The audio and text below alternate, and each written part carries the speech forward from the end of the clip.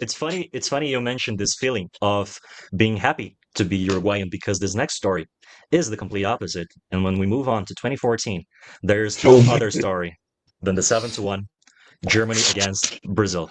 And I have some quick comments about that because first of all, the whole preparation for the 2014 World Cup was kind of a mess. There was lots of political discussions and economical discussions, and I mean, Brazil was starting to get into the eye of the hurricane, and football was the last good thing that we could like attach our hopes on. And then all that we knew about the national team and about Brazilian football got crushed in 90 minutes. And all of a sudden, it felt like the country itself completely collapsed. I'm here with one of the biggest Seleção fans in this call. Andre, I'd like to hear your thoughts about it. Actually, like you mentioned some of this in the video from Martine's channel, yes. but how did you see this moment? Like before, and I don't mean just the match, but Brazilian football, the Brazilian football culture. How did you see this moment, this pivotal moment? Devastating. Yeah. Painful. Almost to a physical level. That's how painful it was. Almost, you could almost feel it physically, like in your chest. Like, what is happening? Is this real? Because in 2010, I think both Uruguay and Brazil could arguably say after Netherlands, it was a piece of cake. Both of those teams would beat Spain, probably.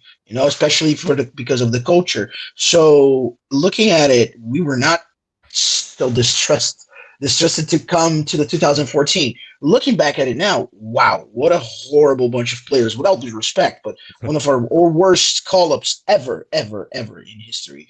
So it's just a lot of that World Cup, a lot of 2014's World Cup. It's just kind of a big black blur in my mind. Just like pain and darkness, Yeah. But yeah, it was just the realization of, hey, we are not the biggest in the world anymore, and we gotta start chasing after that fact. It was really like a paradigm shift, wasn't it? Exactly. Perfect. It was a paradigm Were shift. you living There you go. in Brazil by that time? 2014, I was already back in Brazil. Yes. Crazy. Yes. Yeah. Yeah. Actually, Martine, you always mention in our conversations that Brazil feels like a completely different world in South America. Yeah. How did you guys see this match? Like, what did this represent to you? No, it was crazy. I mean, to be quite honest with you, I thought that the 2014 World Cup was going to be won by Brazil. For some reason, I had that feeling. Mhm. I was 10 years old by that time, or I don't remember now. I think I was 10. I remember I actually was with my cousin, and he had like a babysitter, basically, or something like that. Mhm. He's younger than me. And this woman forced me to go to the cinema and not watch the game. So I'll be Oh, forever wow. angry at her. What But anyway, what movie it was? What movie I, did you I guys don't went to know. see? I don't know. Maybe Rio or something. Wow. You gotta be kidding. Oh man, come on. but the thing is, I mean, remember. good movie. Let's be Yeah, honest. yeah. Kind of a good movie. It's fun. The little birds and stuff. It's fun. It is. The first movie's Does it kind of good. represent Yeah. Brazil? Yeah. So I remember being in the cinema watching the movie because my cousin doesn't like football. Like for some reason, he does.